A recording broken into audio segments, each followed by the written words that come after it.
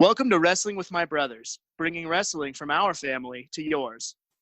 Hi guys, welcome back to Wrestling with My Brothers. I am your little sister, Emily. I am the brother, Derek. And I'm your little cousin, Ethan. All right, so today we're going to be talking about AEW Dynamite May 13th episode. We started off the night with Jake the Snake and Lance Archer coming out to insult and disrespect the Nightmare family, but Cody was having none of it. He came out, interrupted him, and ran him off the stage. Jurassic Express returned to action against the Best Friends. Ray Phoenix made an appearance to super kick Orange Cassidy into next week. Wardlow threw Marco Stunt around like a ragdoll, and the Best Friends came out on top with Chuck Taylor pinning Jungle Boy. The women's four-way face-off was the return of Hikaru Shida and Chris Statlander. Hikaru took the win over Penelope Ford, while Britt Baker took her time torturing Statlander. Santana and Ortiz looked to continue the Inner Circle's reign over Omega and Hardy. However, the Puerto Ricans came up short as Kenny and Matt fought back to win the match. Taz had an interview with Darby Allin, who's looking for his next chance, looking at going for the World Heavyweight Championship opportunity. Hikaru tried to give an interview about her upcoming chance at the women's title, but Nyla Rose shut her down quick with Hikaru's own kendo stick. MJF returned with a fury, destroying Lee Johnson and challenging Marco Stunt for next week. Chris Jericho decided to shut up Pineapple Pete in a match that took all of 4 seconds. And then a promo afterwards showed him and the Inner Circle talking about their Stadium Stampede match, which they claim is going to be the most wild and wicked thing you've ever seen. Vanguard then showed up to accept for the Elite, which they proceeded to destroy the drone completely. We finished off the night with Christopher Daniels versus Brody Lee, as Brody Lee's reign of dominance over the competition continued. However, Christopher Daniels did give a good match, and Moxley came in last minute to try and fend off some of Brody Lee's lackeys. So that's it for this episode. Let's get into it. Yeah, let's get into it, guys. Let's get into it. And let's start by saying, I told you my time was coming. Yeah, but you said I'm not confident in this week. Well, you know what? That should be terrifying to you guys, because when I wasn't confident, I came out with the win and am your new AEW TV champion.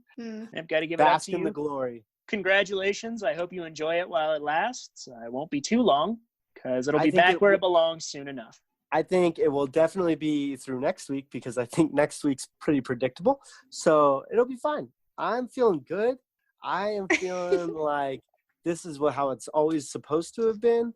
I didn't cheat like Ethan does, bringing in the whole Inner Circle for his win. I didn't need that. I didn't need those antics. So just saying, I'm the true champ. It's where it needs to be. Let's get into the show. I'm excited about it, and it's not just because I was the champion. I suppose if you want to just skip past it. Well, our champion, do you want to start us off or end the show with your perceptions? I'll definitely end the show. You got to save the best for last. Am I right? I am the last one to get to the championship, and I'm the best. So let's just keep that train going. Well, ladies first. Why don't you start us off, Em? Okay. My hot take for the night was that for some reason it didn't hold my interest as much, and it might have been the way it started, I suppose. So I think I'm going to give this match a 6 out of 10. It was good, but it was very, very predictable, except for the 2 matches that I didn't predict, which Derek did predict. So, Interesting that Emily would call a card predictable when she scored the least on predictions. Seems like it was anything but predictable, Em. I feel like the majority of my stars lands on the women's match. So that's my thought.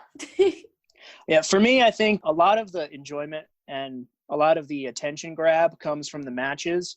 And there were some really good matches tonight, but I think overall, this night was good matches, better promos. There was some incredible world building, some character building. I mean, they're hyping us up for Double or Nothing like nobody's business.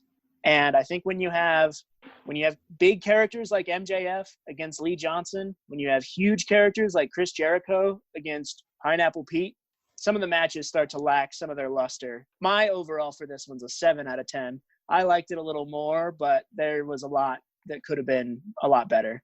10. I'm just kidding. It wasn't a 10, I but was gonna it was say. closer Wow. to a 10 than you guys gave it. I would say this was an 8 out of 10. I have to agree with Ethan on the fact that having those 2 squash matches, I always feel devalues a show. I don't think you can ever have a 10 out of 10 show if you have a squash match on it. But what I did love about this night the most, other than the fact that it allowed me to become champion, was that it built story. It was all about building story, continuing story. We got to get a little bit of cap off on some stories from the quarantine period. And even with the squash matches, I felt like it built. Not just built or padded their record, like it had a purpose. And so I just really appreciated, like Ethan said, it's usually about the matches, more so the promos. I didn't even think there were great promos, but I thought that the build as a whole and some of the surprising things that happened after matches and during matches, I just thought it was a really good build and is getting me really excited for Double or Nothing. So I'm going 8 out of 10. I think it was a great show, and I think we actually got to see some good matches, good story building, and good promos. And the squash matches didn't suck. Okay, definitely. I mean, you've got some good points. I think you're giving it a little bit more than it deserves, but I guess we'll get into that. Let's start with worst moments then, because I had a couple, and if I'm starting this off, I think the reason the show was hard for me to get into is I absolutely love Jake the Snake, and I thought his promo was amazing for getting people super riled up by the women belong in the kitchen kind of skit. But then the Cody with the truck might have been my worst moment because he just runs into a barricade and a trash can. That's not impressive.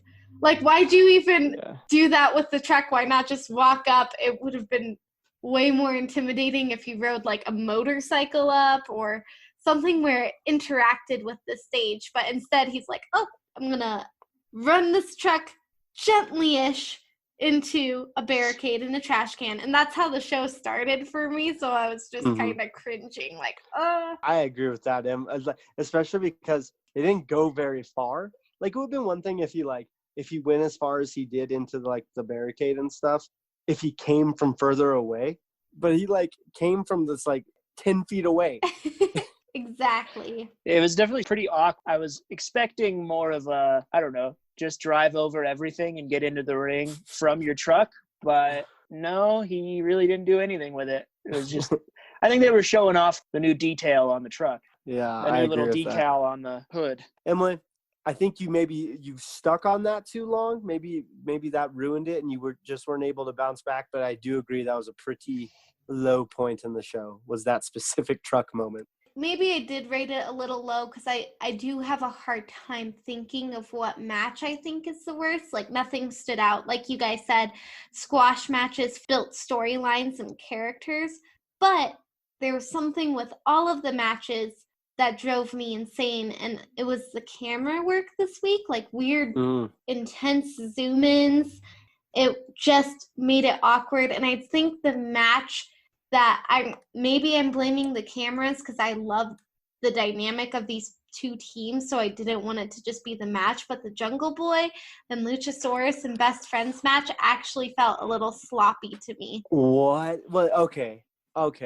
Yes and no. I don't think it's the camera work. I think you saw some ring rust from Jungle Boy because he's usually really clean, and it felt like he was just a little bit sloppy. I'd say that's a good word to use, like a little messy. But I don't think that deserves the worst match of the week. It was low for a Jungle Boy match, but it was still a good match. But I think if you combine what she's talking about with the camera work and the ring rust, you have sort of this weird combination of you're seeing too much of the fake stuff because he's overcompensating for being out of the ring for so long, and the camera work's not where it normally would be at.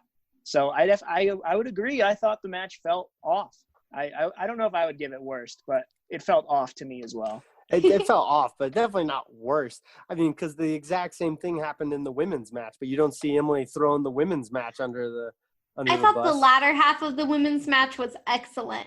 And my thing is worst doesn't necessarily mean bad. It just means worst of matches for the night. Yeah.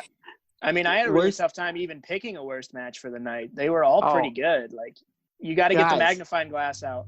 Guys, that was an obvious worst match. We'll get to that. Ethan, did you find anything? Yeah, I thought the women's four-way was the worst match of the night. But just to kind of repeat what Emily said, worst does not mean bad. I thought this match was pretty okay. But I think the first half of the match, Chris Statlander is very slow, very sluggish. She can do some pretty big spots. But overall, I think her selling is bad, and I think she botches too much. I thought Hikaru Shida was really slow, really took a couple missteps early on in the match. I thought Britt Baker was terrible for the first half of this match, and Penelope Ford was the only thing holding it together. You always think Britt Baker's terrible. That's true. I thought Britt Baker did excellent. Okay, so now the second half of the match.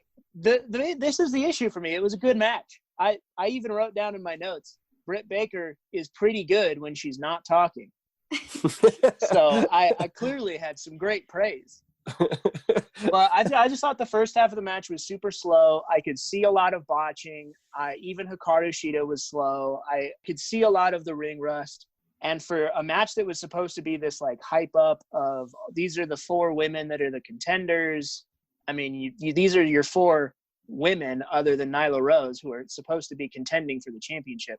And the only person I saw that did well was Penelope Ford. And she's not even in contention for anything because Hikaru Shida's going on. Now, second half of the match, Hikaru Shida did excellent. Britt Baker did excellent. Chris Statlander picked it up. But that first half ruined it for me.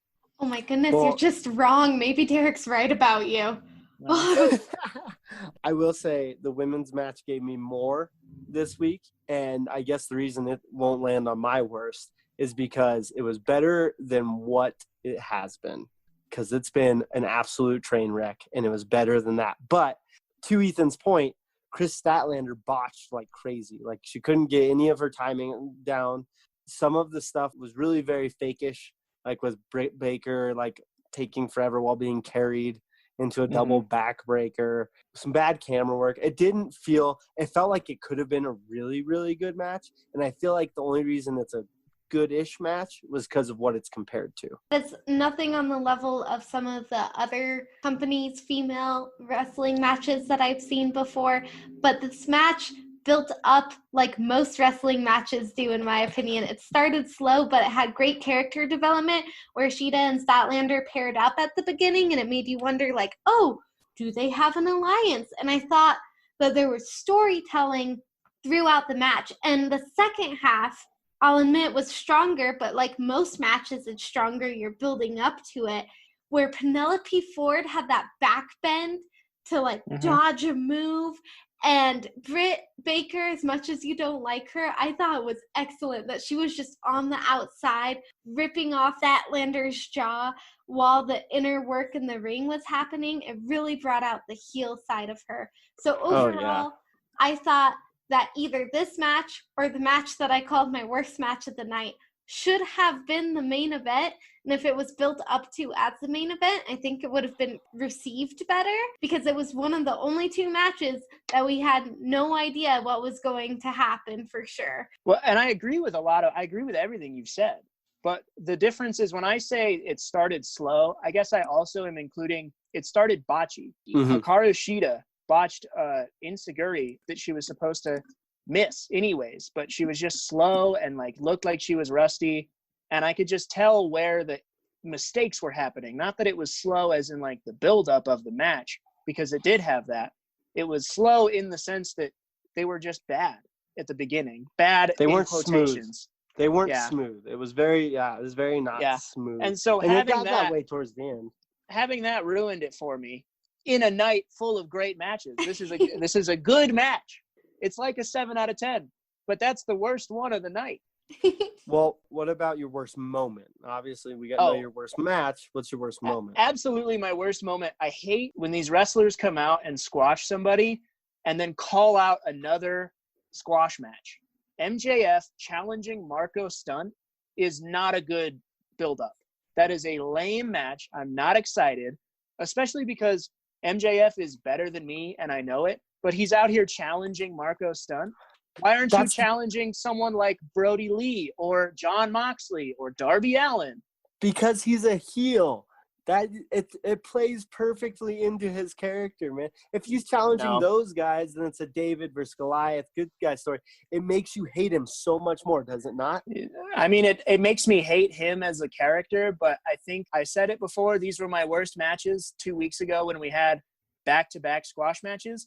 So when he's challenging and telling me I'm getting another squash match next week, I'm just not into it. I don't even want to watch that match. So weird. That's so weird because you love The Miz and MJF is so much like The Miz of AEW. Right. But the Miz is out here challenging people who are champions, who are Intercontinental champions. He's not out here challenging the Hurricane. No, he's padding his record. I love it. I love what they're doing with his character. And here's why I'm okay with it being another squash match. Because his squash match this week, getting to watch somebody like MJF do a squash match was a lot cooler because he was able to do some more things other than just power. You know what I'm saying? It wasn't just about being a powerful guy that's throwing these jobbers around the ring. It was like we got to see him do some pretty cool stuff and like got to see like what he can work with and what he can do, but also look dominant. And so I'm excited to see how when you put him with a Marco Stunt, what's going to happen? Like obviously he's going to win. We know that. It's going to be the exact same as what happened this week. He's going to dominate. Marco's not going to do anything, and he's going to pin him and win.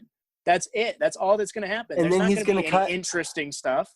He's going to cut a great promo afterwards. And It wasn't a great promo. If he had challenged somebody that's actually good, it would have been a great promo. I disagree because now you're also building towards this Jungle Boy match when you bring Marco into it, right? So there's going to build that turmoil, and you don't know. It's not like when you challenge a jobber, they have no stable, they have no allies, nothing. Marco Stunt has Jungle Boy and Luchasaurus, so you know that's going to play a role. So you can get the exact same thing done by him challenging Luchasaurus, but then have MJF look like a really good wrestler after he wins. But you can't have Luchasaurus lose right now, I don't think. I think that's sure they too just had him lose. Yeah, but in a different fashion. Like Jungle Boy got pinned. Right, he's not getting pinned. I just disagree. I can see where you're coming from because I don't love the squash matches also, but when it's on a heel storyline, I like it. I don't know. I think I was hyped up for MJF's return, and to have him do 2 squash matches in a row is not the hype that I wanted. So that's just my opinion. I know you two are all about Marco Stunt, and I'm not, so that probably plays into it as well. I mean, Emily said it earlier. You're just wrong. And that's okay. Yeah, you know what? Sometimes that's just how life is. Ethan's just wrong. If I'm wrong in disliking Marco Stunt, then I am much happier being wrong than being right. Well, I mean, I'm not saying you're wrong necessarily for disliking him. You're just wrong on most of your general choices and opinions. But let's get to what's right, and that's the champ. And the champ got this right. So first off, worst match of the night, Pineapple Pete, Chris Jericho. Was it entertaining? It had some entertaining value, but as a match, it sucked. It was terrible. One, I don't even like the finisher that Jericho uses. So, and he didn't even really get it off that well because sometimes he gets it and it's like, okay, that does look devastating. It was just, and I'm not a fan of Shug D. I said that when he had his first match. I feel like he's too all over the place. It's not well choreographed. I am glad that they brought this to an end and allowed for there to be a cool promo afterwards. That was kind of funny and had some good parts to it. But the match itself was not a good match. You cannot say that was even really a match for the most part, but it did have a bell to start it and a bell to end it, so it still counts. That's the worst match, hands down. Everything else, there's some botches and stuff, but at least there was good moments. I can agree with you. I think I kind of roped the promo into the match in my brain, so when I was thinking of worst match, I didn't think about that one because the promo was pretty cool. I was stuck on the women's match being so botch heavy, and Pineapple Pete actually sold pretty decently this match versus his first time out. That's true. He did sell better. But I agree with you a lot. I think the Judas Effect is pretty lame. If he was doing code breakers still, I would be very happy. But yeah, he's not. Yeah, that's his choice. I know Emily's a fan of Pineapple Pete, so I'm sure that rubbed her the wrong way. I just like that this character really developed from Jericho being a heel and probably actually forgetting the wrestler's name for a second. in reality, like on the mic, just being like, and Pineapple Pete. I just love that. So good on Shug D to like take something that was a kind of a joke and turn it into a different gimmick. Yeah, I mean, it did give him a little bit of a break. I'm sure he got paid, and I just hope we never see him again. That's it. Now, not a lot of backlash from my favorite or my worst match pick, so I'm on the right track. And I'm just going to follow it up with a worst moment that I think we can all agree on. Nyla Rose hitting Hikaru Shida with the kendo stick. One, it was a terrible hit. It was so soft. Nyla Rose's acting was also terrible. The tap. Yeah. I mean, it was a tap. Go back and watch it.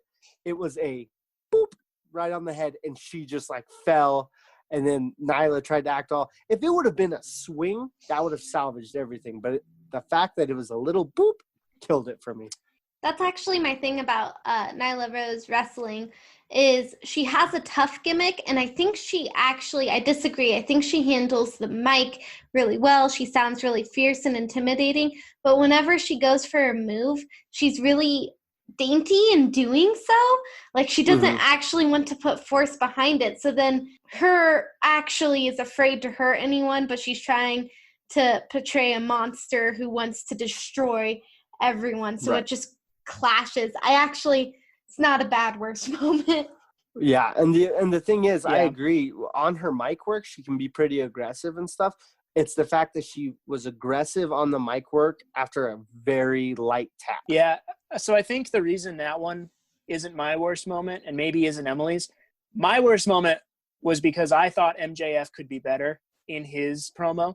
Emily seemed like it was because Cody could have done better. Really, this is kind of par for the course for Nyla Rose.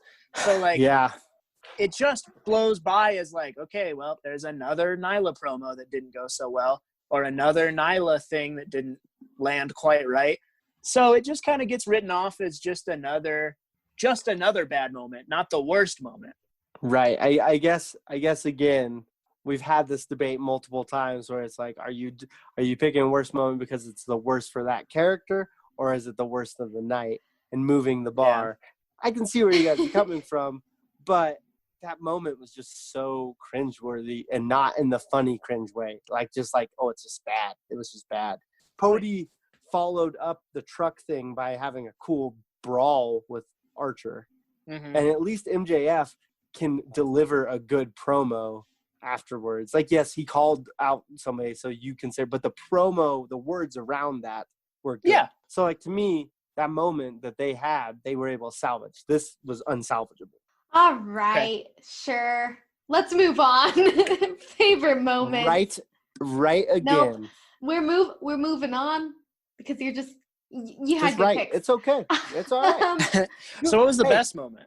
Hey, you tell me about your best moment. I'll tell you about how you're wrong and I'm right. The best moment was in the best match of the night. And for me, the best moment was when Penelope Ford went to go land a hit on Shida, and Kip Sabian was holding her back, and then she breaks out, and then it goes into the makeout. I thought that was so clever and so unique and so well done, because you see all the time oh, I almost hit my significant other. Oh, I did hit my significant other. Like, oh, I saw her break away. This is a chance for me to make out with my man. It was hilarious because it was like primal instinct kicked in to make out. I agree. It was a good moment. It was funny. And for me, it was also a great moment in the best match of the night. Oh, my gosh. Okay. Tell us. Why? I just think that there was a lot of story building and creativity with this match. And Statlander and Britt on the side, I loved Britt's work throughout this. I thought she played a great heel. I thought it built up Penelope Ford's athleticism. And so I really give this match what Ethan was saying in the beginning, that it had great development for characters. Maybe it wasn't the strongest match technically because of ring rust or whatever, but I think it had great character development, great storytelling, and it accomplished building a women's division. I've been desiring that so much. Also, Penelope Ford saves everything. She is super bad maybe, but she is dang great at wrestling. She's like your guys' forever MVP. Yeah. She's good. I mean, and that's that. My notes for my match say like Britt Baker's good when she's not talking, and Penelope Ford saved this match. I mean, she didn't really save the match because I said it was my worst, but yeah. What did she do for the match? There were parts of that match that were good, but like I just feel like so much of the botched actions and stuff, rather than the development of these characters, I feel like when I watch Chris Statlander botch 6 moves in a row, I just don't want to watch her wrestle anymore. And I know that that's going to come off wrong or sound bad, but like same thing. I was on the Hikaru Shida train. And watching her with some of the ring rust and make those mistakes, I just didn't know if she was the one that deserved the title chance. Yeah, I definitely agree, though. I think Penelope Ford maybe out. The problem is Penelope Ford shined during this quarantine time, and they had already had a plan for Shida before that. So hopefully they'll remember, though, how much she shined during this to give her a push later on. I disagree with your match, Emily, but I did like the moment. Thank you. You know, Emily, your best match countered my worst match. My best moment, I think, counters your worst moment. I thought Cody responding to Archer and Jake the Snake was my favorite moment of the night because it got me hyped up for the whole night and for Double or Nothing. I was talking about how I loved Jake the Snake kind of antagonizing Brandy last week and how much Lance Archer and Jake the Snake have been pushing this rivalry with the Nightmare family. And I thought it was great hype moment for Cody to finally come out and respond, even though he got out of the truck kind of awkwardly. After that, I was just impressed with the brawling. You always get this like 50-50. Is Cody going to be like professional and hold back, or is he just going to let loose and beat the crap out of this guy? And I really liked seeing him go out there and like he's finally had enough. So he just started throwing hands. And for him to run Jake the Snake and Lance Archer off the stage is pretty impressive. Yeah, it definitely built that rivalry so much more. It made me more excited. The truck thing was a little bit of but it got better. I good moments. Like we said, a lot of good moments in between matches. So as long as you didn't say the truck thing, I'm fine. Like I agree afterwards, it was pretty good. Oh, yeah, no, I can admit the truck thing was pretty awkward. If he was, if they were doing shots, like during Lance Archer and Jake the Snake's promo, shots of Cody rolling up in the truck from like a mile away, and they just kept showing the truck getting closer and closer, and then he stopped, that might have been cool, but like for you to just roll 10 feet up in your truck and then get out gently and maybe knock over a trash can, they could have done more. But after that, I thought that promo, that whole exchange was pretty brilliant for building that rivalry, which has been my favorite part. Yeah, that's true. But not my favorite match. My favorite match has to go to Santana and Ortiz versus Omega and Hardy. I thought, interesting. I've been kind of harsh on Kenny Omega and Matt Hardy. I wasn't fully on the bandwagon for last week, but this week I was super impressed. I think Santana is super great. And while I dislike Ortiz, it's because he's doing his job super well, kind of like MJF. I don't like Ortiz because he freaks me out. He's just weird, but he's a good wrestler. And him and Santana work so well together. And while, Kenny and Matt kind of have that weird, we're not really a tag team feel, they still work really well together for the most part. They both have great moves that get a big pop and get a great spot for them. And they're just all super impressive. Everybody's super athletic. And to have Omega and Hardy kind of make a comeback after last week is pretty great. I'm still missing my Adam Page, though. I want him to come back. We all do. Emily, you got any thoughts on his best match? I think on a technical level, that was the best match of the night. Like, maybe not. Actually, it also built up some character development because I feel like Ortiz and Santana on the Inner Circle level are kind of the lowest of the ranks on the Inner Circle level. So it's always nice to see them get a good build. I agree. And transitioning into mine, Ethan, I can't believe I'm going to say this, but you're 100% right. That was the best match of the night. It's crazy. Like I've been saying this whole time, that when Kenny Omega's in a match, it's going to be the best match. Santana Ortiz came in looking jacked. Omega came in always just so well refined on his technique and his selling, and no ring rust there, obviously. He's been keeping up and stuff. Matt Hardy coming in, actually looking one of the more fit times I've seen him. I think maybe I didn't notice in the street fight as much because there was like they had the clothes on. But he looked fit. He looked like he's starting to get a little bit more agile and not look as old. Maybe some ring rust is getting knocked off for him too. And it was a good match. It was like Emily said, gave you storyline buildup, gave us good wrestling moves. We got to see some great doubles work between Santana and Ortiz and with Matt Hardy and Kenny Omega. It makes me almost wish that Matt Hardy and Kenny Omega were the champions and not Omega and Hangman. You watch your mouth. That's heresy. Well, hey, listen, one, he's not there. He ain't showing up for work. Like Jericho says. What is he doing? Drinking beer? Probably. Aren't we all, though? Aren't we all? But I also like Hangman by himself. And we all know that this whole tag team with him and Omega is building to this big rivalry between them. They're not going to stay together. So it'd be just kind of cool to see, like, I really like the Omega Matt Hardy vibe. I just like it. It's just very video gamey, and I don't know. But overall, it was a great match, and I loved it. And Ethan was right for once, and that's my favorite match also. I agree with you. Whoa, crazy. What about best moment, though? My best moment. Okay, so I'm going to characterize it with this one part of a bigger moment.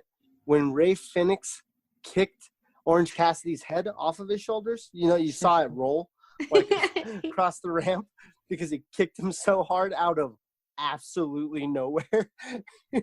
But just what that led to, that whole like outside of the ring moment of like some fighting and getting to see some other tag teams get in there and MJF come in. And like I said, I'm all about storyline building, some good wrestling, and it had a lot of that, and we got to see a little bit of everybody. So from the Attitude Era, some of the best moments were when things just went crazy, where there was like a chaos and there was so much fighting and you couldn't handle it, and that was a really good version of that with a lot of different roles. But I think it just the iconic part of that was Ray Phoenix just killing Orange Cassidy. I think he died. This really does feel like that Attitude Era for AEW right now. Yeah, so I think that was the best moment of the night. I popped for that. Yeah, I think that's a decent best moment. I would disagree about the whole chaos spilling over. I thought it was a little much to keep track of. Like, I ended up losing where the match was even at because of all of this distraction from the match. But the Ray Phoenix part was certainly pretty surprising, if nothing else. Yeah, he came out of nowhere. It was like an RKO, but with his foot. Okay, I have to ask real quick. Is it Phoenix or Phoenix? Because you've both said Phoenix. I think it's Phoenix. It's Phoenix because it's spelled because it was Phoenix. Phoenix. I think it was Phoenix and Lucha Underground. I could be wrong on that, but I think it's Ray Phoenix. What? That's just how it's spelled. We could be pronouncing it wrong, but well, it's spelled, I don't know. it's spelled Phoenix. I don't know either. I just say it the way that it's spelled. Yeah. Anyways, that kick, man. Whew. It was great. I like it. Derek, I like your picks. I hate to admit it, but I like your picks. It's hard when the champ's right. And, I mean, wait till you hear my MVP. I think you guys are going to agree with that, too. Well, my MVP, you already said her name, but I do have an honorable mention just because the moment made me smile because it was very Attitude Era, and it was like JR catching himself. So JR is my honorable mention. Okay. Whoa. Because I really enjoyed his commentary this week, and he has grown on me, and I felt like it was crisp and solid. But my favorite moment was when he was like, that lucky son of a, and he like caught himself and held back from calling super bad Kip Sabian a lucky son of a B1. Yeah. And I just thought that was hilarious, and I don't know if it was on purpose or accident, but it was well placed. Loved it. And then Penelope Ford obviously is my MVP of the night because she saved, even though I do still think it's the best match of the night, I will agree with Ethan, Penelope Ford pulled so much weight in that match. Here's the thing, Em. One, I'm glad you're coming around to JR and you're understanding the magic that he brings when he's on commentary. But the Penelope Ford thing, was she the MVP of the match? Yeah, I would agree with that. But MVP of the night? Yeah, because it was the best match. But I was going to say MVP of that match. I was going to say, with that being your best match, she should be your MVP. Thank I you. just don't know if I agree. Yeah, I don't. That shouldn't be your best match. Is the problem that we're having here. Well, just wrong. Emily, this might be one of your most disagreeable weeks. You really let that Cody truck moment just warp your entire night. It's like Cody drove his truck over her whole episode, and then slowly got out after knocking over one trash can. Yeah. Yeah, that's what happened. Gosh. I hope Ethan can deliver a better MVP. He was on a roll earlier. Let's see if he can keep it. It kind of mirrors who my MVP was last week. You know, I love these matches. We had Frankie Kazarian last week up against Jon Moxley. He knows he's going to lose, but he still puts on one heck of a performance. And I think that match was just mirrored this week. I think Christopher Daniels really put his all into that match against Brody Lee. And sure, he got squashed a little bit. He was meant to lose from the beginning. But he had moments where, like, not only was he getting beaten up by Brody Lee, he was getting beaten up by 16 guys and then still came back and performed pretty well. And I just thought that was fun. I thought he did really well.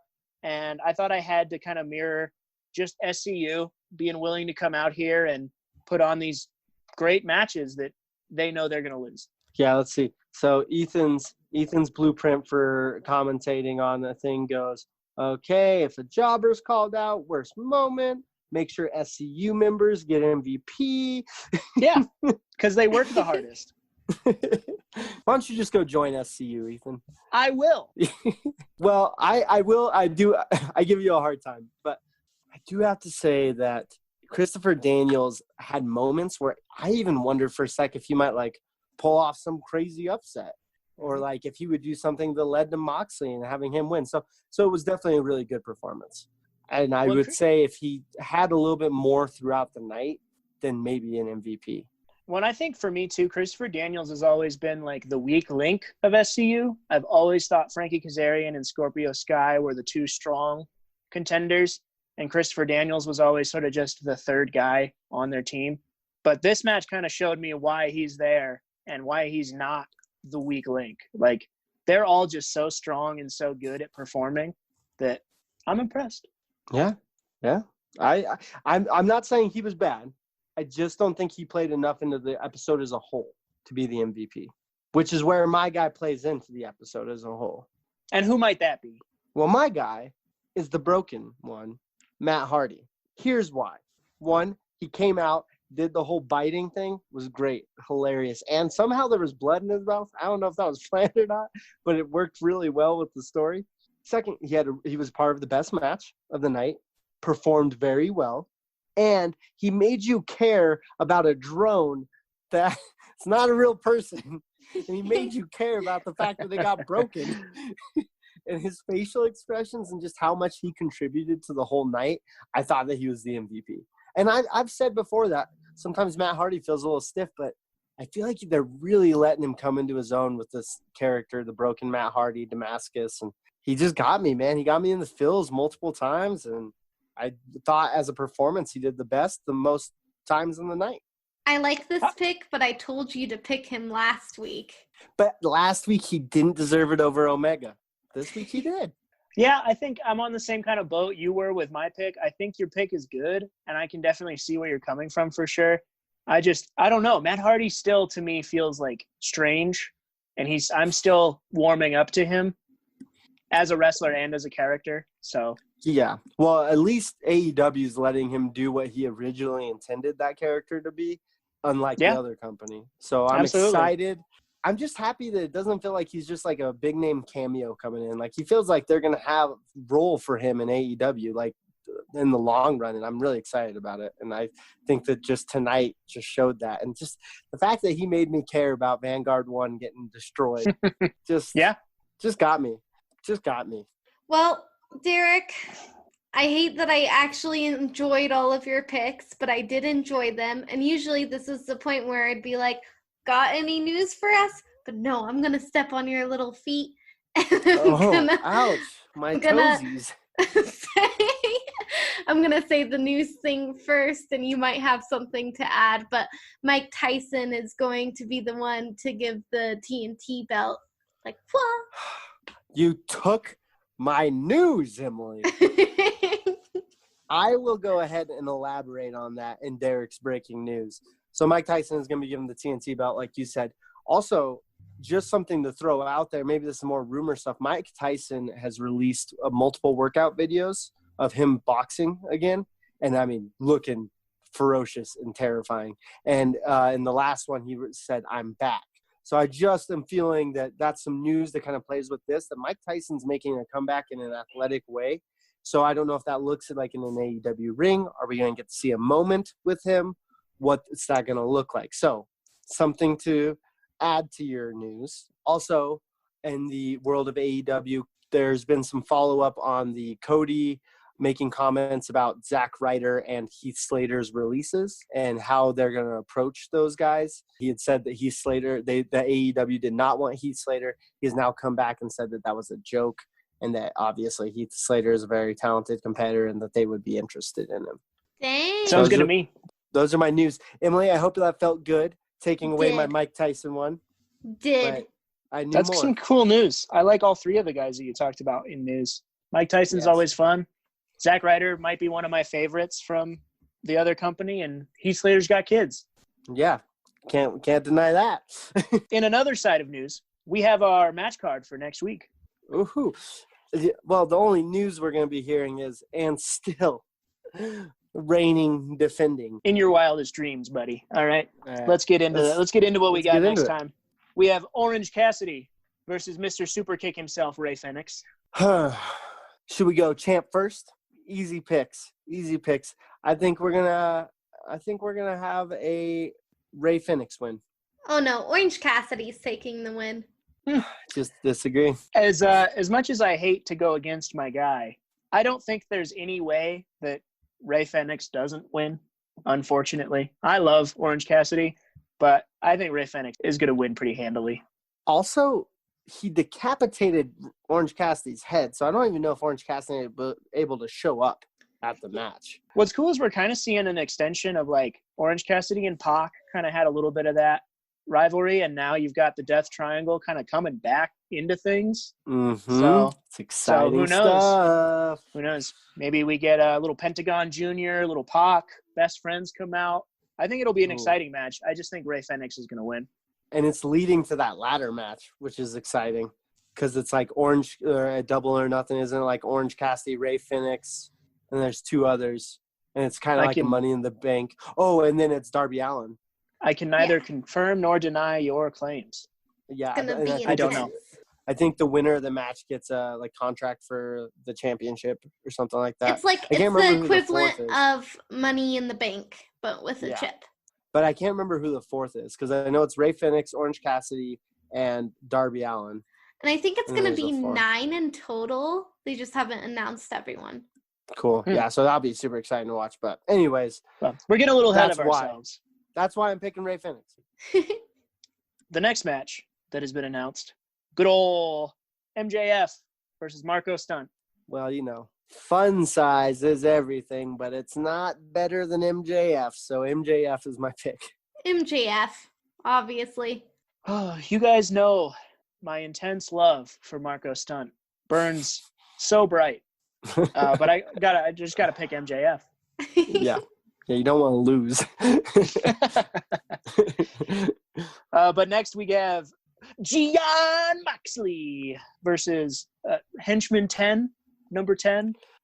Number 10. I actually so I'm gonna go with Moxley, but I could see this ending in a no contest, just because I have a feeling Brody Lee is gonna come out, and I don't know. I don't feel like it's just gonna be the match, so I'll go Moxley. But I could see 10 winning by some shenanigans from the Dark Order. Well, I agree with you. I mean, there's 9 other henchmen that can get involved. Mm-hmm. Exactly. I'm gonna go 10. Oh, really?